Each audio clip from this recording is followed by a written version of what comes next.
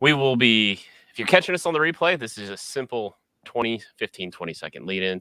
We wait for some ads to play while the crowd's showing up. We wait for the little eyeball in the top corner of my screen to start showing more than 0. But otherwise, if it's 7 o'clock Central Time, it's the Car Guy at SIXFAN show. I'm your host tonight. I'm Grant Tommy. I am straight SIXFAN here on YouTube, and that makes this feller over here. I am Jason. I am the car guy of the Car Guy and SIXFAN show. Thank you guys for tuning in, and welcome to Straight SIXFAN's YouTube channel, where obviously this is a collaborative effort. Last week we premiered season 8. We talked about what was going to happen with our guests. It is the best of. It is the greatest hits, and we are super excited to have back one more time old Ken. Ken, welcome to the show. Thank you, guys. I appreciate you asking me, and I'm honored to be here. Well, Ken, right before we hit the go live button, we were just talking about dusting off old project cars, or falling back in love with project cars that were some of your older ones in the Steed. And right behind you, that Rockabilly is rocking an inline 6, so very fitting for straight SIXFAN. But I guess what's life been like since you've your last few uploads? You've kind of talked about different issues like cleaning out the fuel filter and stuff like that. What's been the most enjoyable part now that you're redriving the old Rockabilly again? Having the brakes work. That's a plus. Yeah, I never experienced that before. You hit the pedal and it was just like hitting a rock. There was just nothing. And a lot of people had suggestions that kind of made sense, right off the top of your head, because some people said, well, the brake lines are probably deteriorated inside and maybe a little piece of it's broken and acting like a check valve or something. And I thought, yeah, but that would only affect one wheel. And this thing is just, you hit the brake and it's just hard as a rock, but you kept rolling. There was no braking action. It was just hard on the pedal. So I got that all squared away. And it just had a lot of little things wrong with it. And it was just really nice to have all that stuff working again. I got the Ooga horn working again, had a bad switch, and that's kind of fun. And the kids like it, and the brakes. And then I had some lights, I think. Oh, yeah, the third brake light was out. I've got this real big, says stop on it when it's illuminated. And it's off an old bus, probably from the 50s or 60s, because it's real glass. It isn't plastic. I got that working again. And so, yeah, it's just really fun to take it out and drive it. And somebody made a comment, because the last few videos, well, I did a video on the 4th of July that I thought nobody would like. It was way too long, longest video I've ever done. It was 47 minutes. And I go, everybody's going to hate this. They're going to hate me. They're going to unsubscribe. I'm done. And it's had, since the 4th, it's had almost 20,000 hits. And everybody loved, because I took everybody for a ride, put the camera behind me, shooting out the windshield, and people really like seeing the scenery here in eastern Washington State, and hearing that old 6-cylinder run and seeing the old flappers, on the exhaust, and they were kind of keeping time with the music, and a lot of people got a kick out of that. So, yeah, it's just been a lot of fun to drive. I've always liked it, but everything I have needs maintenance. And so one at a time, just do what you can and let the low end drag. Much like ourselves, Ken, like we all need maintenance. I mean, yeah, we're working on ourselves. No kidding. Yeah. So guys, if you remember last time when Ken was on the show, I think it was back in season 6, Grant, correct me if I'm wrong. Was it season 6? We did this. We brought props. Yeah. And old Ken remembered that, and he had to outdo me. If you look over his right shoulder there, you'll see 7 or 8 fire extinguishers that he felt the need to one-up me. And congratulations, Ken, you got me on that one. Thank you. Before we go any further into this episode and get to talking with Ken some more, we do want to go into the chat and acknowledge some of you guys who have joined us tonight. We are trying to break a record. Last time Ken was on, we had 151 viewers at one time on the show, and we want to do that again tonight. We want to break that record. So if you're watching right now, I want you to do 2 things. 1, I want you to give this channel a thumbs up. I also want you to share out the link on your social medias. Take a minute and do that, because we want to make sure that everybody knows where they can find Ken. Maybe they'll learn something new about him, and maybe they don't even know who he is yet, and we want to make him famous. So make sure you hit that share and get people back to Straight Six Fans channel here tonight so we can break those records. The other thing that I want to do before we go into the chat is I want to remind you guys that this show is partnered with the Get Out and Drive podcast. So therefore, we are powered by the Get Out and Drive podcast.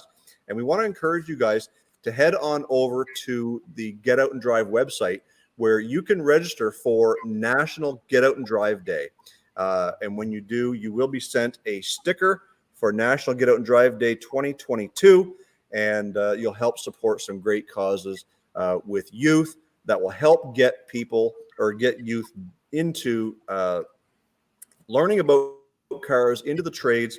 We're doing everything we can. We are partnering with RPM Foundation so that we can raise some money to help get some kids off to some of these things. Grant, why don't you jump into the chat and tell us who's joined us tonight?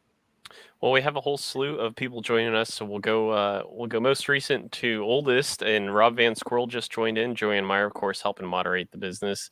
Shopcat Industries, Country Boy Gas Garage, Ironclad Ranch and Forge, Paul Hunter, Bill M, Gary Mathis. Some of the usuals, of course, King Eric, the greatest of all, popped in.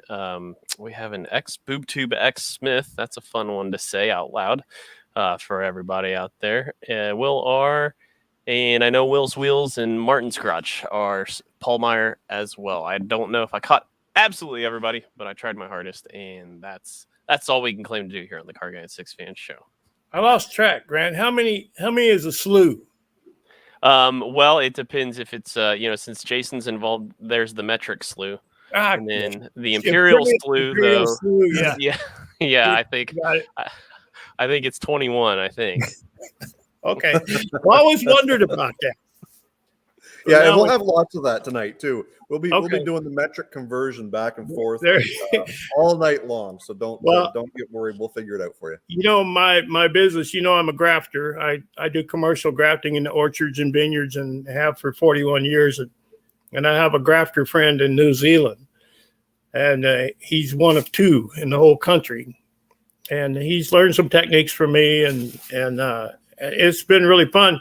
But we go through that all the time about how far those plants, how far they apart, in the vineyard. Well, he does a lot of kiwi plants, obviously. So we do that conversion thing all the time, or we're both trying to in our heads when we're having a conversation. So John from Get Out and Drive podcast said that it's more than a plethora. And Shopcat Industry says, but less than a buttload. So that gives you a pretty good idea of where we are with those numbers. Ken, I really want to jump right in. Before we went live, we were talking a little bit about some of the things that have changed since your last visit with the Car Guy and Six Fan show. We know, obviously, you've got the project behind you. But what are some of the things that, folks, maybe they haven't tuned into your channel before? What are some of the things that they can expect besides, extensive use of fire extinguishers? What can they expect from Waylon Wire's Old Iron? Well, my wife left and my dog died and my truck caught on fire. No, I'm kidding. I don't have a wife and I don't even have a dog and nobody died, but my truck did catch on fire. And if anybody's been following my channel, they know what an ordeal that was. And it's taken me 4 months to almost get right back to where I started. And I just hate that. If I'm going to build something, I want to see progress, but you guys know about that probably. But yeah, that's been kind of a major one because I've had that truck for so long and it's just part of the family. So, well, I know recently too, one of your endeavors or wild goose chases sent you on the hunt for a big block Chevy, and you found it in kind of a unique place. Tell us a little bit about that journey. Well, actually, that's where a lot of people go to find a big block Chevy, is those old motorhomes. And it bought me tooth and nail all the way. And I didn't care. I mean, I could have taken the engine loose from the transmission and got the engine out a lot quicker, but I'm a stubborn old Missouri mule, and when I get it in my head, I'm going to do it a certain way. It's going to happen or nothing, you know. So I just kept fighting it, but I got it out with the transmission on it. But that's a pretty good video. Everybody's watching and said, "Don't do it like that. Don't do it that way," you know. So it's a good how not to video. Well, and it's always easy to sit back and armchair warrior someone's video, and we talked a little bit about that again when it comes to dealing with trolls or haters or whatever you want to call them, and how we deal with them. And I know sometimes, you know, you said it takes one key strike to just kind of back out of the video and move on, but it takes several hundred and a lot more effort to leave a bad comment. How do you deal with your haters? Do you acknowledge them? Do you treat them? Do you kill them with kindness? Do you just move on yourself? Sometimes I just ignore it. If it's real nasty, I'll delete the comment. But mostly, like I said the last time, it's just mind over matter. I don't mind and they don't matter. But the thing about the comment I made about the motorhome and the comments on it, it was mostly friends. YouTube friends just giving me a hard time, you know, and I enjoy that. I love that. I love that banter, and there's a whole lot of that in the comments, and I try to answer what I can, and because some of them are hilarious, and sometimes people take me wrong and they don't get my sense of humor and they get mad and they leave. But you know, there's only so much I can do. I'm not going to change, and I don't think I need to. So I'm having a good time, you know, and they should too. And most everybody does. I've got great subscribers. They really are. They're a bunch of good people, and they're people who get me and my humor, and so, you know, it's great. It's like they come to YouTube for the how-to, but they ultimately come to the YouTube comments for the how not to. Is what they're really after. Is what it seems like. Well, they don't come to my channel for how to. They shouldn't. Well, a little peek behind the curtains. I mean, next week's guest, they were so it's Ellie's Garage, and we really enjoyed having her and her dad there. I think that was season 5, maybe, Jason. But they coined the phrases like, we don't ever intend to do a how to. We just film how we did it. Yeah. And I think there's a lot of truth to that. So sometimes you don't know any better, and it's just sharing the journey, really, is all it is. Yeah, the only how-to videos I do is how to catch something on fire. For anyone who doesn't know about my truck catching on fire, that was ethanol gas that caused that. It just ate up the fuel lines that I had on there, and I wasn't aware of that. Well, now, I mean, I'm 70 years old. I didn't know, you know, and so I learn every day. You know, hopefully I do, and I think I do. But now I've got some ethanol resistant hose for some of the vehicles that I'm going to continue to run ethanol gas in, and then others I'm going to start using some non-ethanol gas, but I'll still have to replace the hoses because they're all contaminated now. But anyway, you can tell I still kind of stuck in my mind about that truck catching on fire. DD Speed Shop made a comment right off the bat. He goes, he was mimicking what I do in my intro sometimes, you know, and I'll say, I think my chair's on fire or my table's on fire. And he goes, my truck's on fire. And then he goes, too soon, Ken? ? I said, yeah, a little too soon, man. You know, let's give it a while. I'm almost there. You know, when I get it back on the road, you know, I'll be there. You know, part of having YouTube friends is that camaraderie, is that being able to, you know, stick it in the ribs a little bit. Yeah, and have that fun, because if you guys haven't been following Coastal Auto Reaction, they've been traveling from Vancouver Island to Quebec, and they made it into Ontario. And I have to say they weren't smart enough to keep it off of TikTok, but they ran out of gas. And they're the first ones to always point fingers at me for running out of gas in Old Dale, the truck. And they're frequent reminders of me running out of gas in stuff. So I had to rub them pretty hard on that one. But nevertheless, that's what friends are for. That we talk about that all the time, that, if you didn't have those type of people to lean on for the advice and for the shop help and for learning how to do something, they're also there to make fun of and to, I don't want to say make fun of, because it's not really making fun. It's friendship is really what it is. Yeah. It's having fun. Yeah. I always carry extra gas and a fire extinguisher. So, well, and I've learned from you, like that's something that we do learn from when we're watching our friends on YouTube, is that I have learned that because I did once run out of gas in Dale the truck, I do carry some gas with me. Everybody knows that a square body gas gauge does not read accurately 100% of the time. So even when you're reading a quarter of a tank, it's always going to float. The other thing I've learned is to carry a fire extinguisher when I travel. Because again, same thing.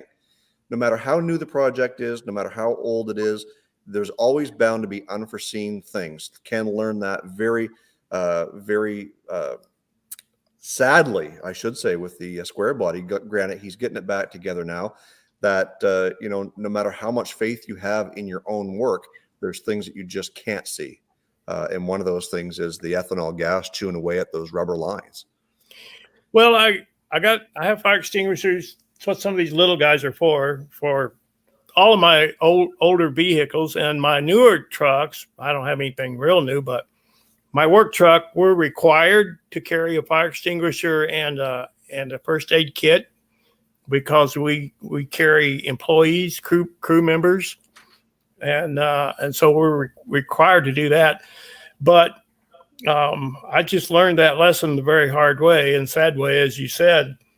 But I'm going to have one in every vehicle. My Impala, that'd be a crying shame if that thing caught on fire. And that's one of the things I have to do. You talk about some things coming up. I got to go through all these vehicles and change out all those rubber hoses, because they're all contaminated, especially my Impala and this truck, my square body and my Impala. I'm going to hard plumb those as much as I can. There may be a little short piece of hose, and I'll use the ethanol resistant hose where I have to, but I'm going to hard plumb everything I can. But, I think about that. My truck was sitting behind my shop when it caught on fire. I was around in front of my shop. So shop's 30 feet deep. I was 50 feet from my truck. Well, when I went around there, I don't know. It might have only been a few seconds. Had there been a fire extinguisher in the truck, instead of having to come back and come into the shop and grab one and go back out there, it might have made the difference in how severe the damage was and the cost to repair it. It could, those few seconds might have meant hundreds of dollars. Yeah, it's certainly a healthy reminder. I've got, I think, 3 in my garage, but none of them are. I have one on my welding cart, so if I'm welding, I always know exactly where one's going to be. But I always think too, it's like, man, it doesn't take fire's pretty quick. So, Yeah. I might think I'm fast, but I think fire's quicker. But Jason was talking about friends and the camaraderie here on YouTube. Kind of the relationships you build.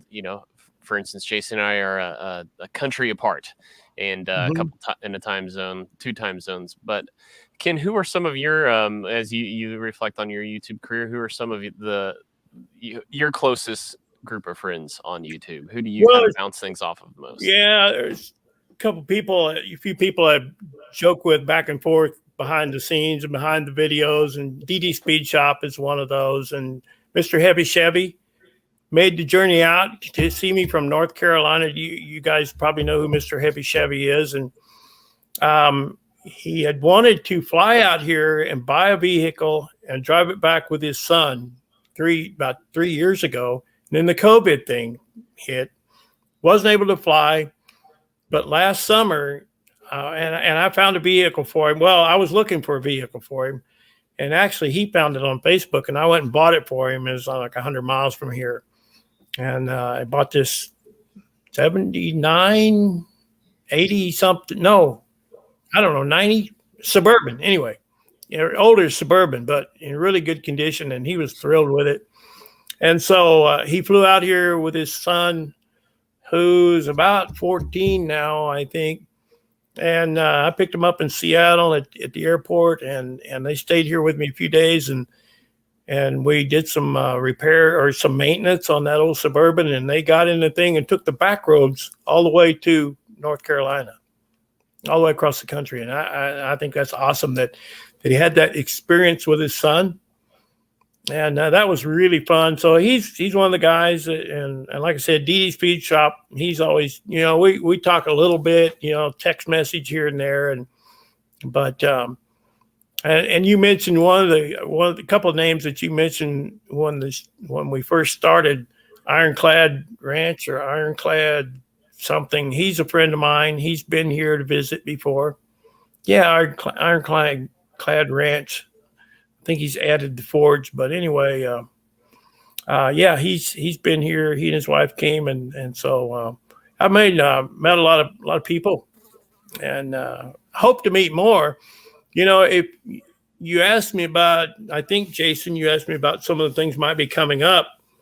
There's Dee Dee's Speed Shop. Yeah, I'm talking smack about you, man. Anyway, one of the things coming up. I hope to drive my Impala across country. And that's one of the things I want to do this fall. And I hope to meet some of you people along the way. I think that would be a blast.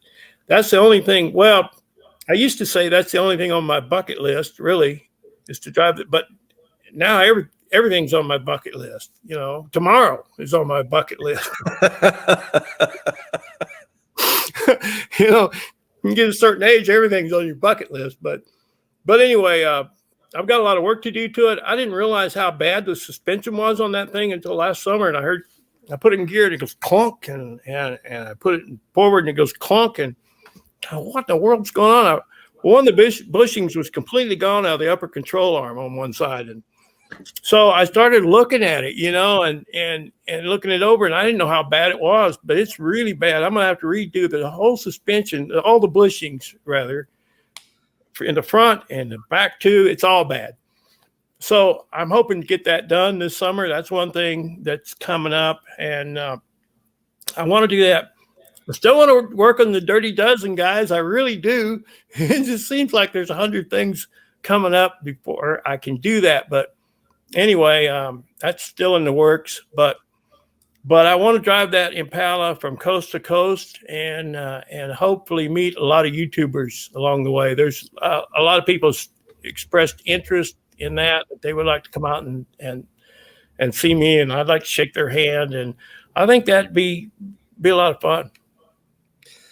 Yeah, and I think part of the doing your YouTube channel, whether it's you or me or Grant or whoever, anybody else in the chat, is it's not just about producing videos. It's not just about showing how-tos or how you do things.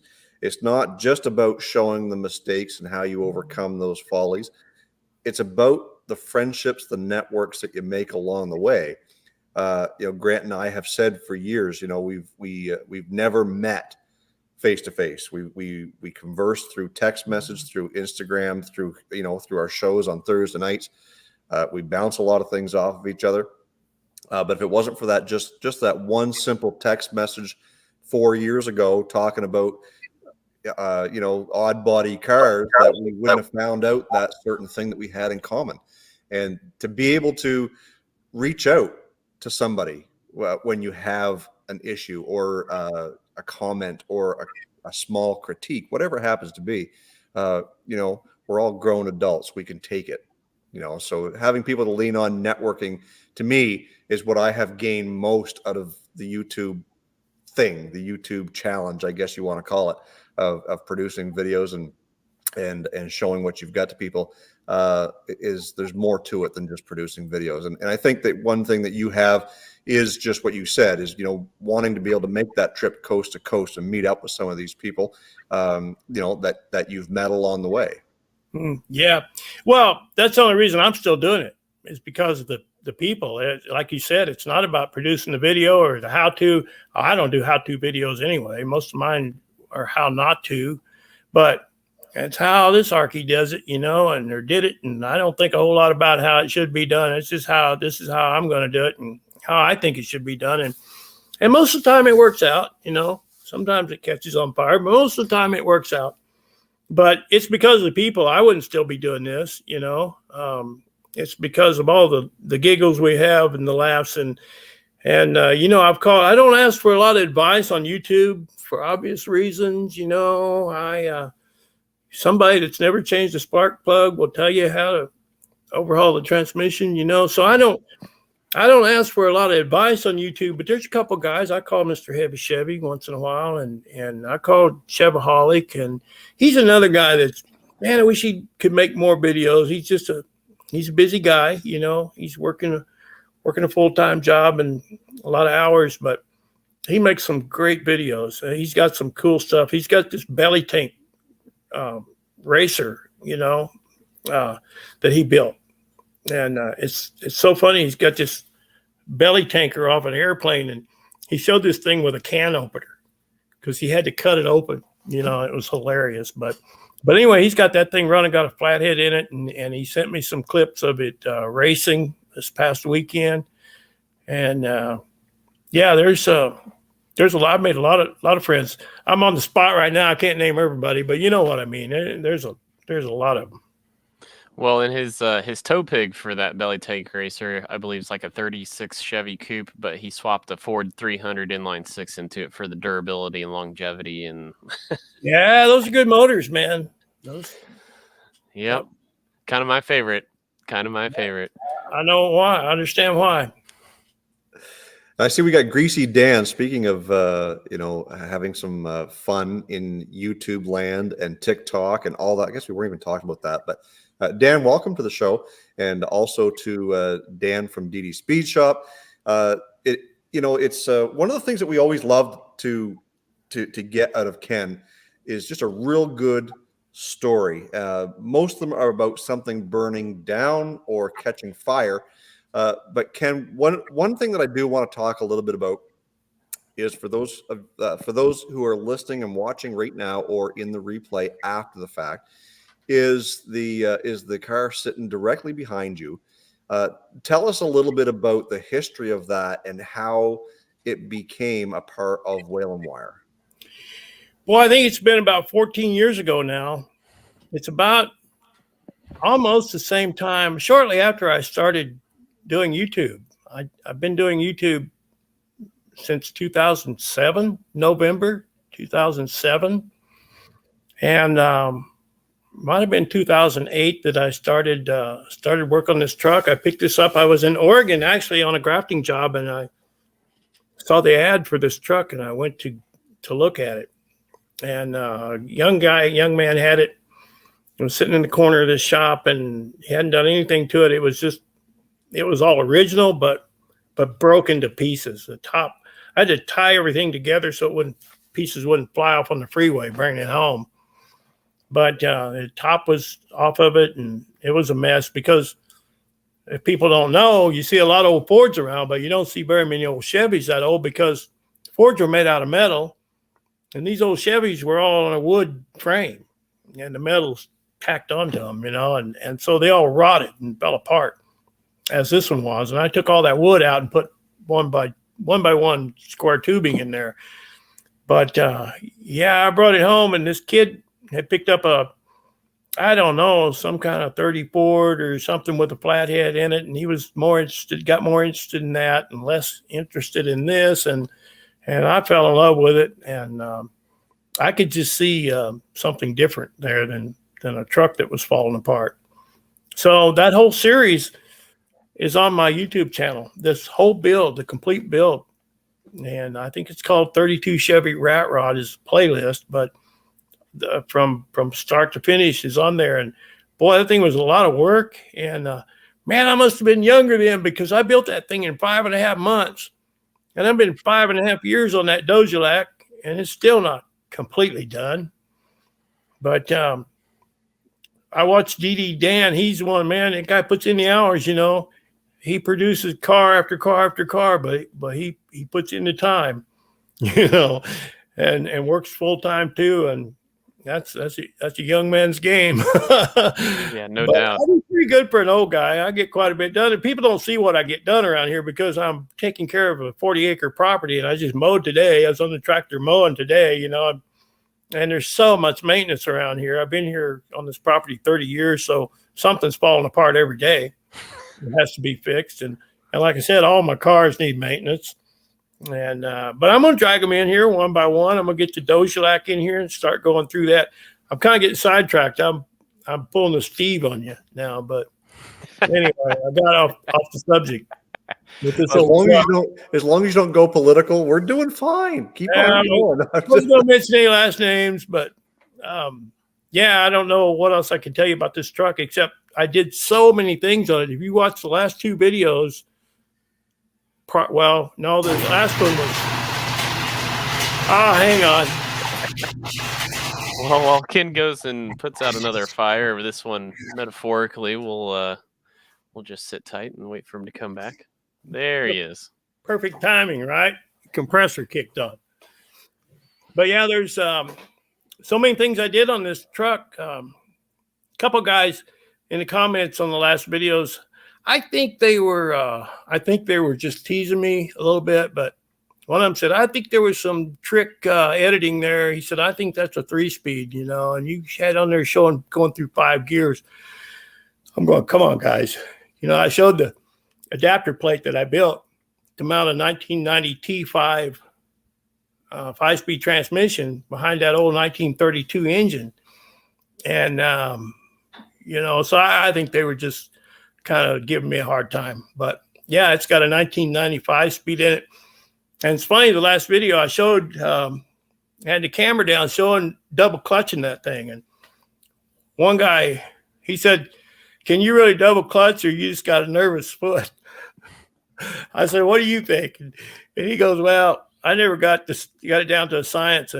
But I grew up hauling hay in some old hay rigs that had old square cut gears, and you learn how to double clutch, and it's just second nature to me.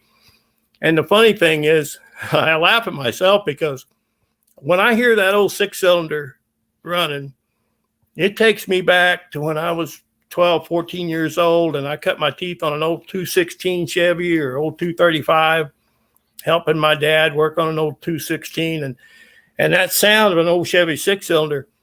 It just triggers something in my little brain, and I start double clutching that thing. Well, that T5 is fully synchronized. You don't need to do that, but it just does something to my head.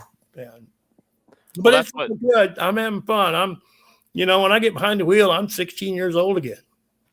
That's what's so awesome about the car hobby is the nostalgia and the things to come back. I mean, if I didn't learn to drive stick shift on a 1984 Ford Ranger with a 2.2 liter Perkins diesel, I'd have no desire to want to find a 1984 Ranger and put a Cummins 2.8 liter crate motor in it right now. For some reason, that's my current obsession. But Ken, I wanted to go back to the you kind of have none of your vehicles have boring names. They all have very interesting names. So there's Jimmy Hoffa, of course. There's the Dirty Dozen and the Dojelac. How does it come about for you to name your project cars? Well, the Dirty Dozen, that's pretty obvious. That's that V12.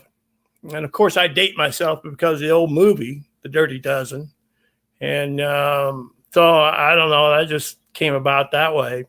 And the Dojelac is half Dodge and half Cadillac. So it's got the back half of that truck is a 1957 Cadillac car with car rear end with the fins and everything. And so, yeah, about old Fred. Yeah, I see that ironclad. That's his favorite car is my 1950 Chevy 1.5 ton flatbed. That was an orchard truck, and it was used in a little town north of here to haul bins of apples into the packing facility. And I was driving a forklift way back then in the early 70s, 73, 74.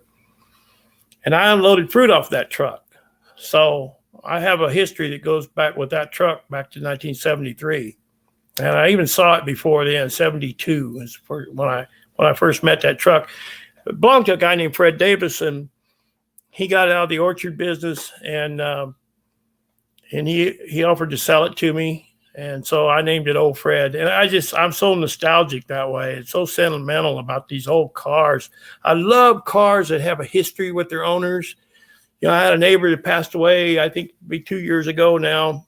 And Rocky had a 1955 T-Bird that he bought in 1957, and he was driving it 2 years ago before he passed away. He was still driving that car, and I love that. His wife has a 66 Mustang that she bought brand new.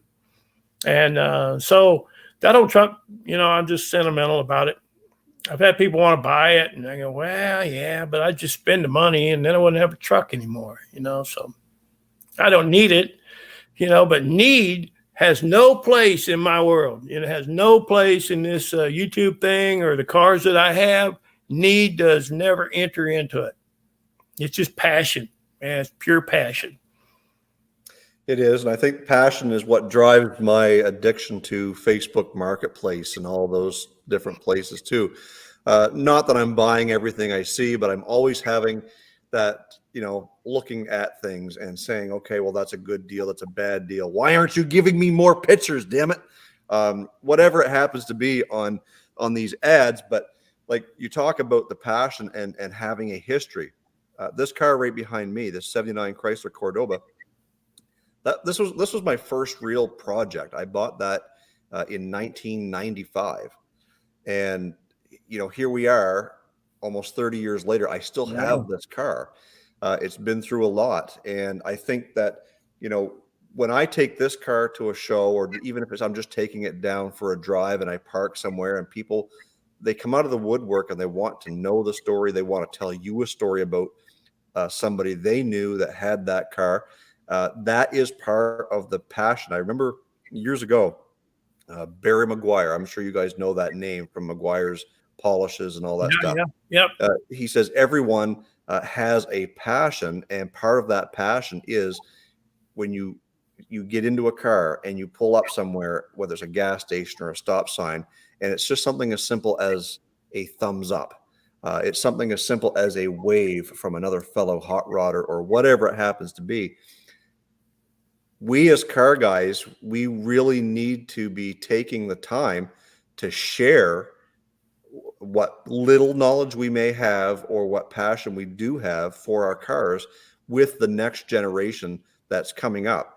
One of my favorite videos, Ken, of yours was was your giving your grandson the Subaru, and seeing those type of videos. And you've got Ken and Nathaniel over at Spider Garage. You got Ellie and Matt over at Ellie's Garage, and you got these family affairs going on. That if we're not raising our kids and teaching them what we know, even if it's a little tiny bit that we know, I don't know everything. If we're not telling these stories and we're not sharing them on YouTube, then they're going to get lost for the next generation. And I think part of, you know, what we talk about on the Get Out and Drive podcast is that same thing. You know, what drives youth, and we've got to be working towards that.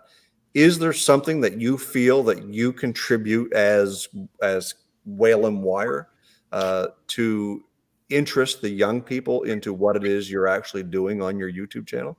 I hope so. That's the goal. I really want to get younger people into this. And I've said this for years and years since I've been on YouTube. I go, my goal is that some young person will see this video and go, hey, if that old guy can do it, I can do it too. And it's not going to cost $20,000, you know, can maybe do it for $3,000, but yeah, that's the goal. And I drive these trucks like this one behind me, and I love that the engine's hanging out of that thing and the carburetors are hanging out of it, because there's young kids that would never see that if it wasn't for the cars I'm driving. There's some kid that would never know that that's what they used to look like, you know, because they look under the hood of their car now, and you can't, you know, this old square body truck, I can climb right in there with that old 350 and work on it.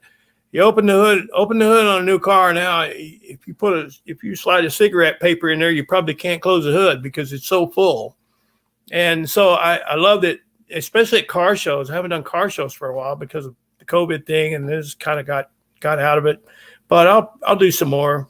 But anyway, the young kids come and see cars like this one and the Dojelac, or that engine's hanging out there, and you can see the linkage working, and they're never going to see that if it's not for the stuff I do and other guys like me, So that's part of my YouTube, and that's one thing I can contribute that might spark that interest in some young kid, a guy or gal, and then here they go, I watch Alex Taylor, this young girl that's out there. Boy, she's living the dream, man, and she's giving it all at such a young age. I think that's awesome. And I got to tell you a little bit more about that brat, if I may, and my grandson, because he came up the other day, and we got this. There was 2 years, and I can't remember which years it was, but 2 years they made that brat with a center headlight that opened up. It's like a fog light. The emblem pivots up. It's on a little motor, and it opens up, and then there's a light behind that. And somebody had given me one about 25 years ago, and I just hung on to it.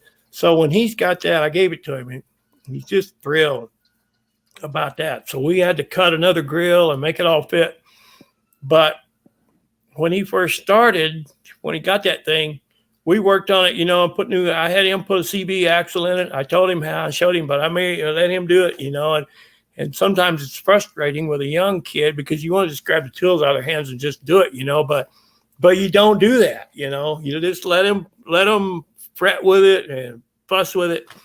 And he got it done, well, he's to the point now when he comes up here, he just grabs the tools out of my hand, and he's hooked. He is so hooked. We were talking about wiring, and he said, I don't care. I said, I don't like wiring either, but he said, I like the mechanic. I like the mechanical stuff. And I go, yeah, me too, But we put it on the lift the last time he was up, and I'm always going around, just something I do, I'm checking the wheel bearings. I'm seeing if there's a wobble. I said, no, we need to tighten that nut on that spindle a little bit. That outer wheel bearing is a little bit of wiggle in that. Man, he just went to the toolbox and he popped the cap off and got the cotter pin out, and he knew what to do, So it's been kind of nice. I told his mom that he has a quality that some people don't have, in that he can see what needs to be done next. And I taught him a little trick, because everything is rusted up on that Subaru. It lived on the other side of the mountains on the wet side where it rains a lot, and everything was rusted up. And so everything you go to do that should be a 10-minute job is a 5-hour job. But I taught him a little trick where if you have a screw that's not coming loose, you can hit it with a hammer, and sometimes it'll jar it loose. And so we were going to change a headlight one time, and it was sitting out here, and I said, hey, Noah, you want to grab me a screwdriver? Well, when he came back, he was carrying a screwdriver and a hammer because he remembered that, and he figures I'm probably going to need it. But he can see, what I shared with his mom was, I said, he can see if I grab a bolt, I turn it, and the nut's turning on the backside, he can see that he needs to go grab a wrench and hold on to the backside so I can turn it, and he has that gift. And I've had grown men stand and watch me work on something because they don't have that, and that's pretty special.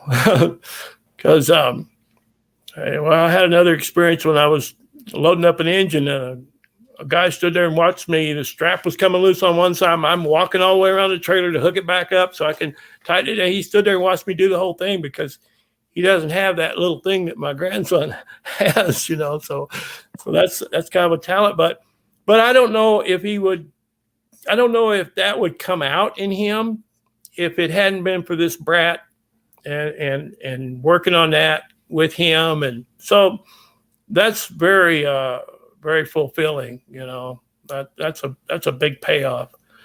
It's worth every second. His mom says, yeah, you're his bestie right now, because he loves to come and work on that brat. When can I come up? Well, we all have our gateway drug into this hobby, and so that's pretty awesome. That I'm sure there'll be memories that will live on well past you, Ken. Yeah. Good Lord provided that your grandson is here for a long time. one of the things I wanted to do, we're over 3/4 of the way through now, but just for those new people joining in who maybe are catching this midstream, just kind of reset the conversation just a little bit, because we essentially took our conversation and picked up where we left off from the last time. Ken from Waylon Wire's Old Iron joined us on the CARRGUY and SIXFAN show. So season 8 is our best of or greatest hits season. We are bringing back some of our most popular guests, but did also want to mention it is the Get Out and Drive podcast that is our faithful partner in this operation. So we like to say our live stream here is powered by the Get Out and Drive podcast. So when you get a chance, slip on over to drive.com and check them out and find them on your favorite streaming services, platforms, whatnot. And then lastly, our friend Andy from Turlo's Garage did slip in a $9.99 super chat. So thank you. We do keep track of those. We do like to tally up those results by the end of the year and try to give something back to those who donate through super chats. So Jason, you looked like you wanted to add a little tidbit in there. So I'll let you. I did. I just, because we were talking about the Get Out and Drive podcast, for those who don't know, I help co-host that podcast with John, and John is in the chat as Get Out and Drive. So John's wife Joanne is helping us as well with with moderating the chat. So if you guys get out of hand, she has permission to boot you in the ass and move you aside for a little bit in case you get out of hand. But nevertheless, all joking aside, she's great at what she does. We appreciate her. So yeah, I do help co-host that. I just want to throw that out there. So if you guys aren't getting enough of the car talk here on the CARRGUY and SIXFAN show, we are putting out episodes very frequently. We've got a new one coming out this Sunday, and we do some episodes with lots of guests. And we are classifying as detour episodes, where we can just sit and talk about stuff, tell stories and what frustrates us and what's new in the car business and all that stuff. So I just wanted to pop that in there for those who don't know. Get Out and Drive. You can go to the website and catch the listen now right there as well. And then just one last thing to kind of close up the house cleaning items here before we get to our next question, Ken, was just, it warmed my heart to see in the chat more than once here tonight. I saw some channels mentioning, oh, hey, just checked out your channel. I love it. It's awesome finding new channels here in the chat. And so that is ultimately the root of where CARRGUY and SIXFAN show was born out of, was trying to help out other channels in our current states and helping each other grow. So it was really good to see. I believe Shop Cat Industries was one of the ones making the comments. And but Ken, you talked about your cross country venture that you want to do in the Impala. Hopefully this fall, if things go right, if some more dinosaurs die and gas prices come down a significant amount, things like that. Yeah. Dan from Greasy Boy Customs, he just jumped off because his battery got down to 1%. But if you timed it out right, the channel I was trying to tell you about earlier, Village Customs, they always do a 3-day extended weekend build fest called Bernie Fest. And they tried to just build a rat rod over the weekend. So, and it's just grown and grown as the years have gone on. That would be a pretty cool, with Mr. Heavy Chevy being in North Carolina too. That's where Joshua is. That'd be a pretty cool way to cap off the trip, is to go cross country and help build a rat rod. But I'll put you two in touch with each other. I'm kind of surprised you don't. You don't that would be a blast. I could hold the fire extinguisher while they're working. I always ask. I can do, but I always ask Joshua Joyce is his name. I always ask him how many bottles of argon they go through when they're done. I haven't been myself, but someday I will go too. So, Jonathan W. used to do that in one day. They'd have 30 people show up, build a rat rod in one day, and then they would give it. They would draw names or something, excluding himself, but one of the guys would wind up with it. And that was pretty cool. I contacted him one time because I was really interested in doing that, but he kind of quit doing it. I guess I haven't seen anything like that lately, but I'd love to go meet those folks. And yeah, that'd be great. I saw Mr. Heavy Chevy in the chat.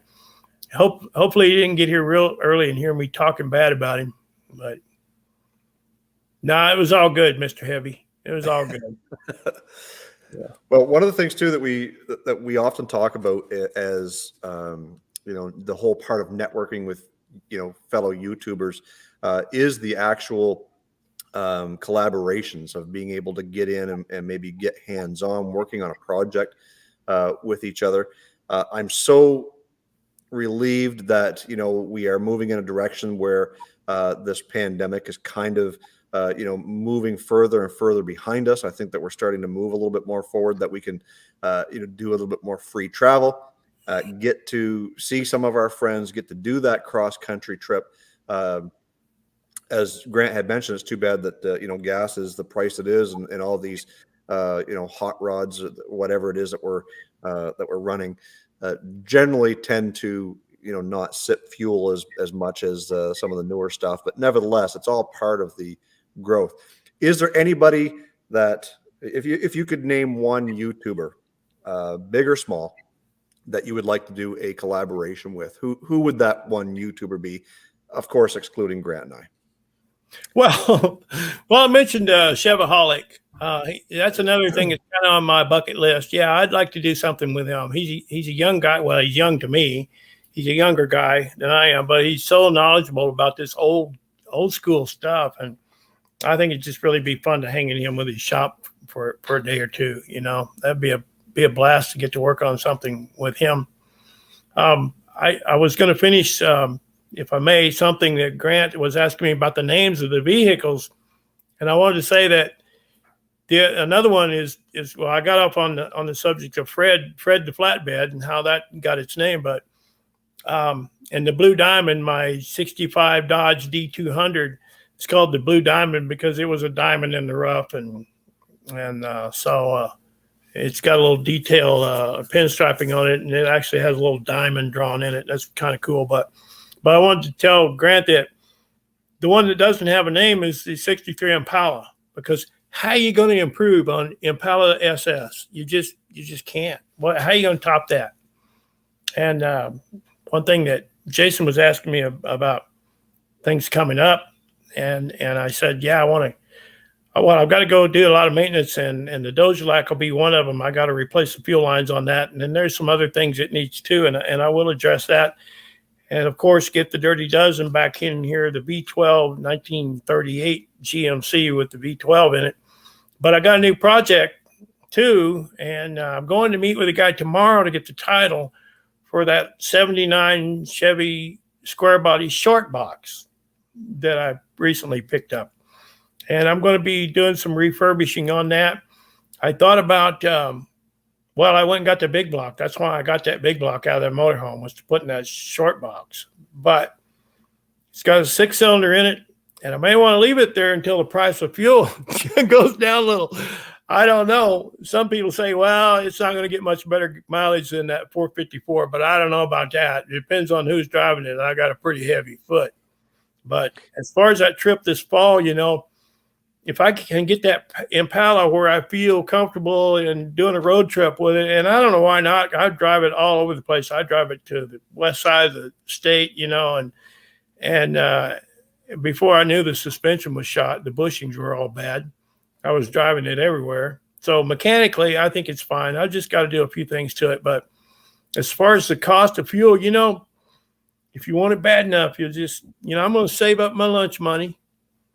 And so I can buy gas, and 4,500 people did the power tour, so that's a lot of people making it happen, because you do whatever you got to do. If you got to cut out one weekend, a couple weekends doing whatever, and save that money for gas, that's what I'll do. So that's one thing, Jason, coming up is that square body, that short box. I think that's going to be some pretty good videos, and it saddens me to tell you, but I had to get rid of one. I had to let one go in order to make a parking spot for that square body, to have it undercover. And I don't often let go of anything, but I have a cousin that wanted that D100, that little D100 Dodge pickup. What year is that thing? 64, I think. And I had collected parts for it. I had an engine for it and transmission. but he wanted it from the get-go because he used to ride in one of those years ago when he was riding to work with some friends of his, I think, and that's that thing that takes you back, that we talked about. And so he wanted it, and I know it. I talked to him today, and I know it got a really good home, and he's going to give it the love that I might not have time to do with all the other projects I have going. And I have a lot of aspirations, and I shouldn't have this many, but I do. So I'm in over my head sometimes, but I'll keep clawing my way out. So yeah, I had to let one go. It was painful, but it got a good home. And I'm happy for it. Well, we'll try to get to some of the questions showing up in the chat now here in a second, Ken. But as long as we're still talking fuel and saving on gas, I got to think that the rockabilly behind you with an inline 6 and a 5-speed and the amount of very little weight, if you've ever done the math on it, I'd be kind of curious to know what that little thing does. I've never checked it, and I've had a lot of people ask me lately about that, because I think fuel is on everyone's mind. Fuel mileage and the cost is on everyone's mind. I mean, it's a hit, boy, when you go to the gas station, and I've never checked it. So that's something I need to do, and I will. I promise my subscribers I will do that, because I'd like to know. Before it didn't matter, and now it's a point of interest. So I'll figure that out. Well, and I think that to some degree, when people are coming up and learning, different things about older cars and whether they're modified or they're original or this or that, that is a big question on their mind is, where do I want to go with this build? Will gas prices ever come down? Do I want to put a small displacement, big turbo in something? Or do I want to maintain that V8 rumble or whatever it happens to be? It seems to be on everybody's mind. Like you said, you pull into the gas station. When I pull in with with my truck, it gets a lot of head turns, and one of the biggest questions is, oh, that must be hard on gas. And yeah, 14.5 miles a gallon ain't great. But I'm sure there's things out there that are a lot worse than that, like that big block you're about to dive into. So, we did have a couple of questions that kind of rolled through the chat there. And, one of them was DD Speed Shop had asked, when you do come across the country, have you decided which route you're going to take? Have you gone that far yet? Yeah, I'm going to go.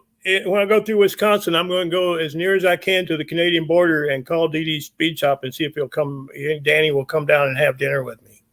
That's the route I'm going to take. He's at least got to buy you dinner. Well, I don't know. I don't know about that.